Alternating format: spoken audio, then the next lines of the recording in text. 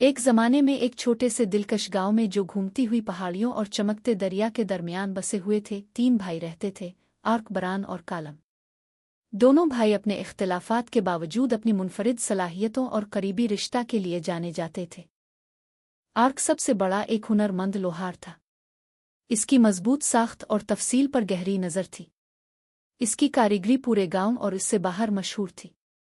दूर दराज के शहरों से लोग उसकी खूबसूरत और मजबूत तख्लीकात को कमीशन करने आते थे। एरिक को अपने काम पर फख्र था, हमेशा कमाल के लिए कोशा रहते थे। बरान दरमियानी भाई एक होनहार मूसीकार था। अपनी फर्तीली उंगलियों और धुनों से भरे दिल से वो किसी भी साज को गा सकता था। बरान की मूसीकी ने गांव के सभी लोगों को खुशी दी। वो अक्सर त्योहारों और महफिलों में खेलता था, जहां उसकी धुनें लोगों को रक़्स और मुस्कुराने पर मजबूर करती थीं।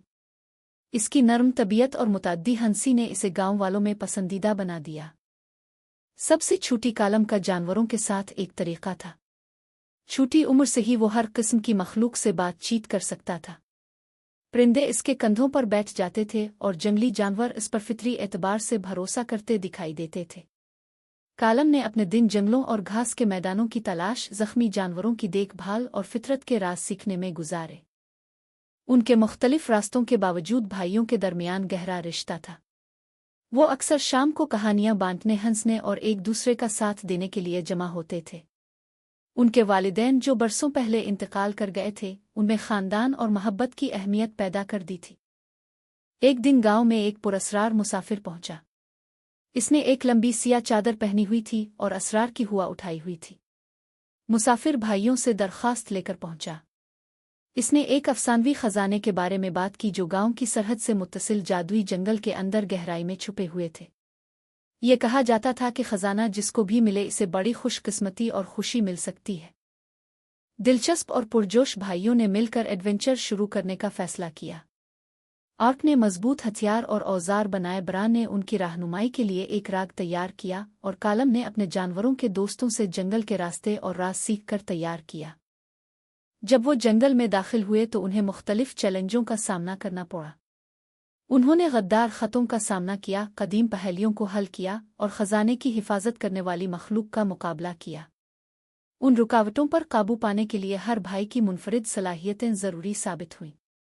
आर्क की ताकत और दस्तकारी ने उन्हें रास्ते बनाने और ख़तरात से दिफा करने में मदद की। बरान की मूसीकी ने उनके खौफ को पुरसुकून किया और पोशीदा दरवाजे खोल दिए, और फितरत के साथ कालम के ताल्लुक ने उन्हें जंगल में महफूज तरीके से रहनुमाई की। कई दिनों के सफ़र के बाद आखिरकार वो जादुई जंगल के दिल में पहुंच गए। वहां उन्हें पेचीदा नक्शो निगार से मुज़य्यन एक शानदार सीना मिला। जैसे ही उन्होंने इसे खोला, एक अंधी रोशनी हुआ भर गई। सीने के अंदर सूना अज़ेवरात नहीं थे, बल्कि एक जादुई तावीज़ था जो पहनने वाले को बेपनाह हिकमत और सुकून अता करता था।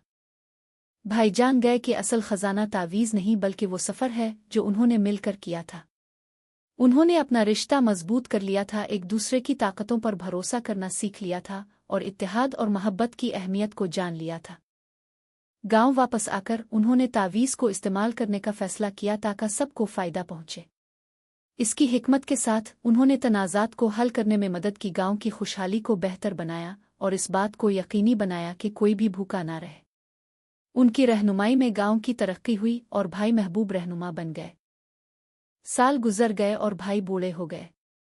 वो अपने बंधन और असबाक की कदर करते रहे जो उन्होंने सीखा था।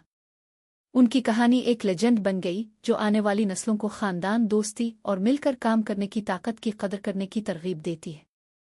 और इस तरह गांव की तरक्की हुई। घूमती हुई पहाड़ियों और चमकते दरिया के दरमियान बसा हुआ हमेशा के लिए उन 3 भाइयों का शुक्रगुजार रहा जिन्होंने उन्हें खजाने के हकीकी मानी सिखाए।